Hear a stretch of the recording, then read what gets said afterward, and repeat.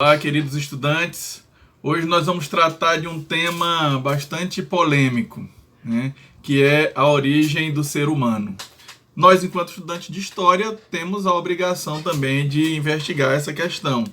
Então, de onde nós surgimos? Né? Não é a pergunta filosófica, quem eu sou, de onde eu vim, para onde vou. É uma pergunta científica para tentar responder qual é a origem da humanidade.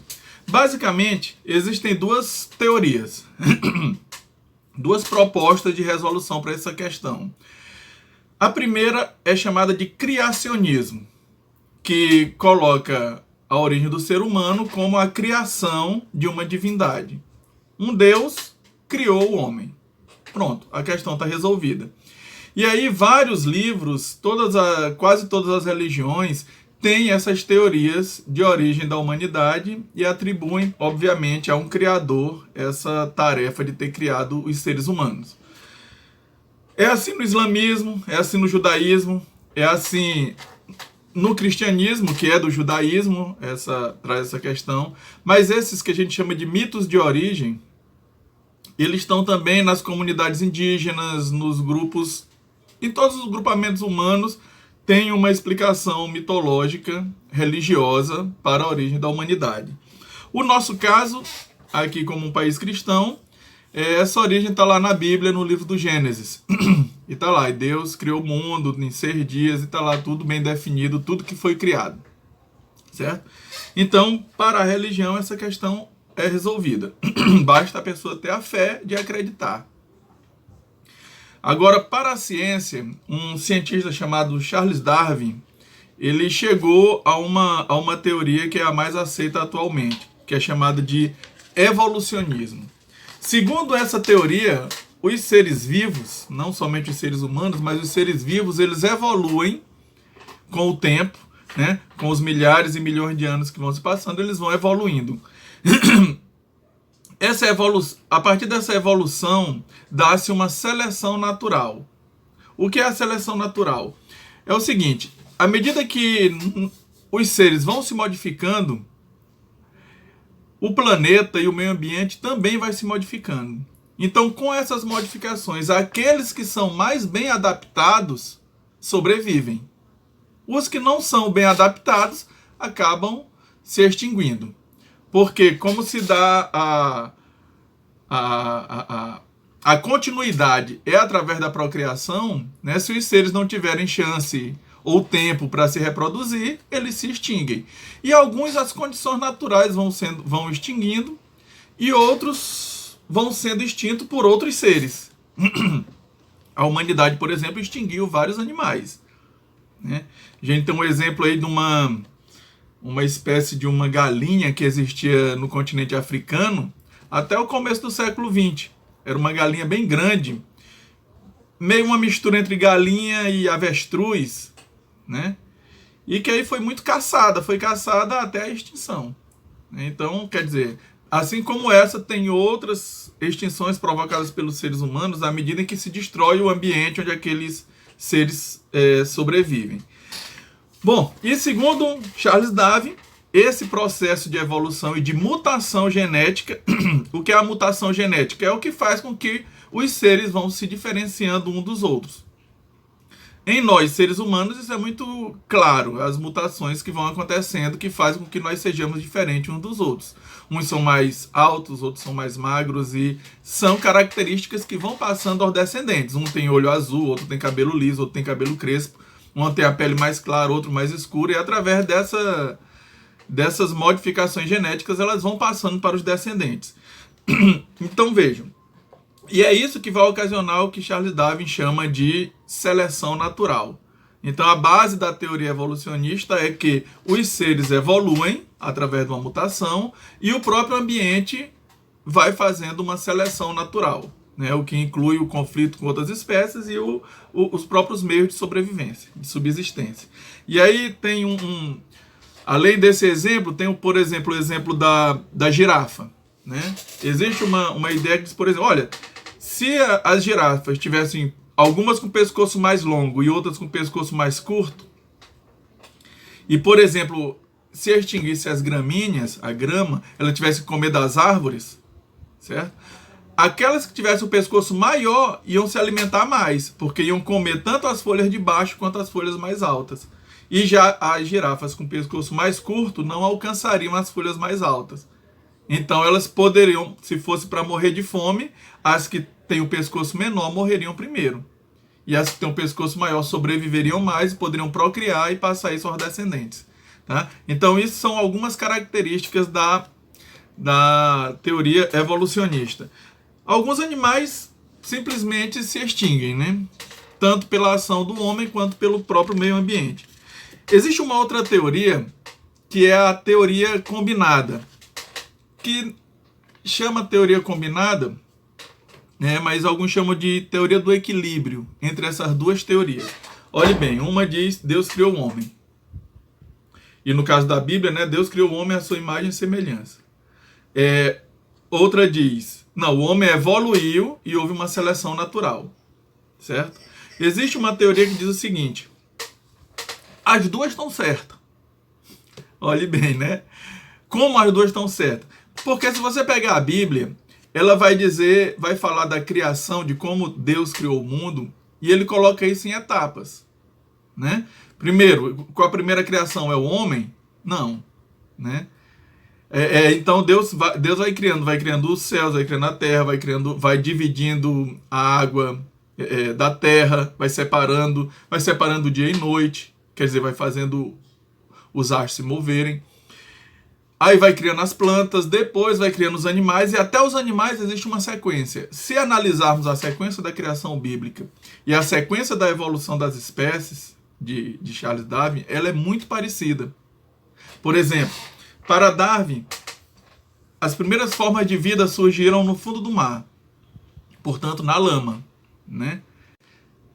E a partir desses primeiros seres que surgiram na água, foi que surgiram os peixes e tudo mais, né? Aí depois foram evoluindo, né?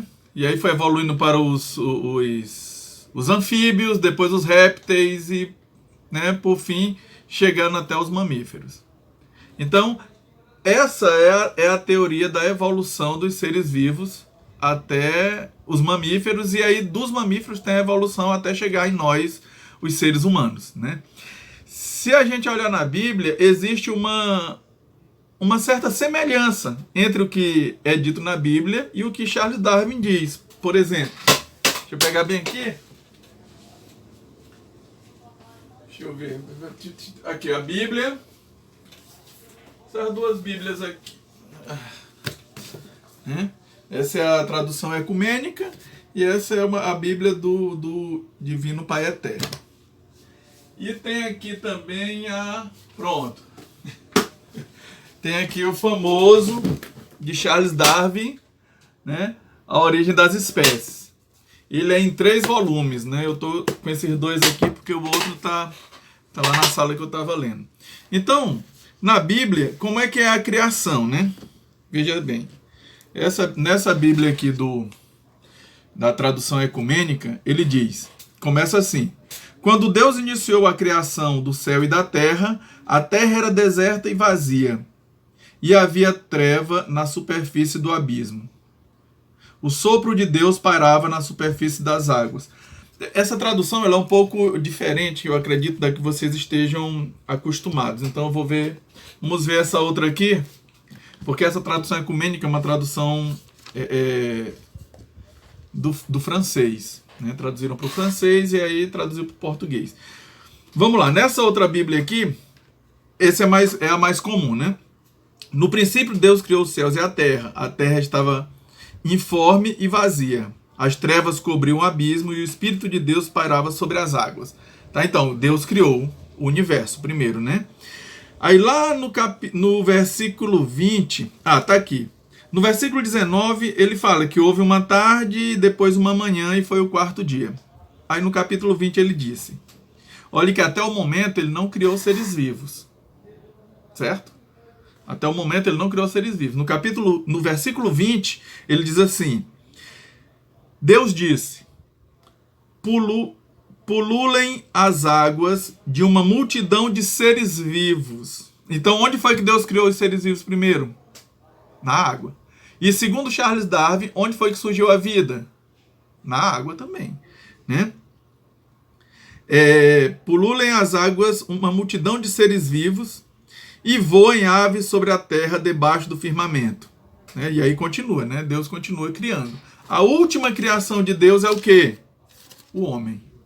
Certo? E o homem, como ele cria? Deus cria o homem do barro. Ora, se a gente pegar um sentido literal, Deus pegou um monte de barro e moldou e fez um homem, né? Fez uma estátua. Né? E aí deu o sopro divino em suas narinas, né? Que foi o espírito, e aí ele tornou-se o homem como nós somos, o ser humano, certo?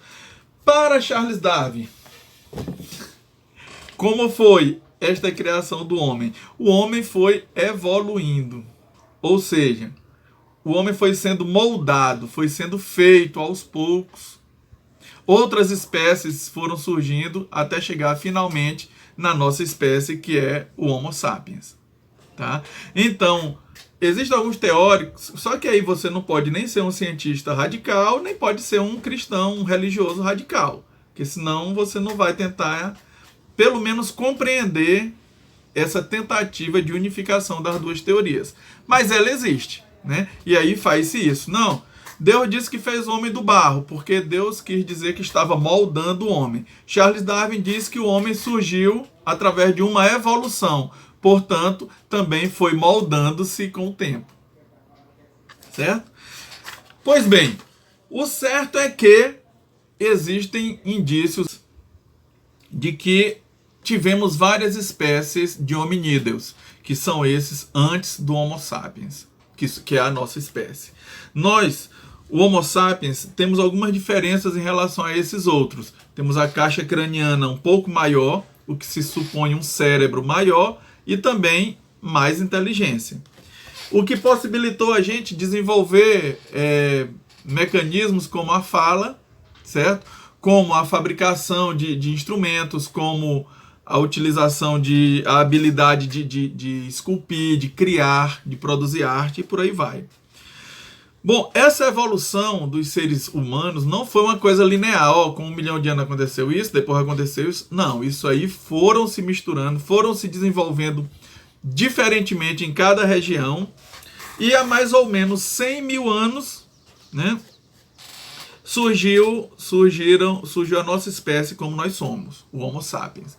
E convivemos junto com o homem de Neandertal, que se extinguiu há mais ou menos 40 mil anos. Os detalhes, a exatidão dessas informações ainda é um mistério. Isso não está resolvido, isso ainda é um estudo. Tá? Ainda vai se consolidando. Tá certo? Bom, então esse Homo sapiens produzia, certo? Vivia da caça, da pesca, da coleta, mas ainda não produzia seu próprio alimento através do plantio. A partir do momento que desenvolveu-se a agricultura, os historiadores passaram a dividir esse período da pré-história em dois: o paleolítico e o neolítico. Paleolítico quer dizer paleolitos, quer dizer pedra velha. E aí a gente chama de pedra lascada, que é quando os instrumentos de pedra eram lascados. Desculpem, e aí a gente vê as formas deles são bem rústicas. Neolítico quer dizer pedra nova. Então seria é o que a gente chama de pedra polida. É quando esses instrumentos eles já são bem mais elaborados. As facas da pedra lascada são bem diferentes das facas da pedra polida, mesmo ambas sendo feitas de pedra. Tá? Mas o diferencial é que no Neolítico começa a se desenvolver a agricultura e a pecuária, o que abre espaço para que a gente crie uma civilização, para que a gente viva em um mesmo lugar.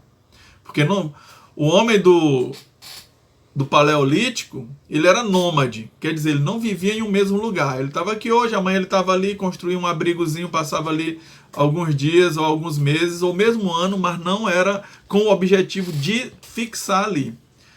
Já no Neolítico, quando se cria a agricultura, não dá para tu plantar e ir embora, né? Tem que plantar, tem que esperar, tem que colher, e daí a importância daquilo que nós falamos dos dicionários, tá certo? Então, meus queridos, a gente vai aprofundar um pouco isso aí ao longo das próximas aulas, mas façam as atividades e assistam esse vídeo novamente. Boa sorte, bons estudos.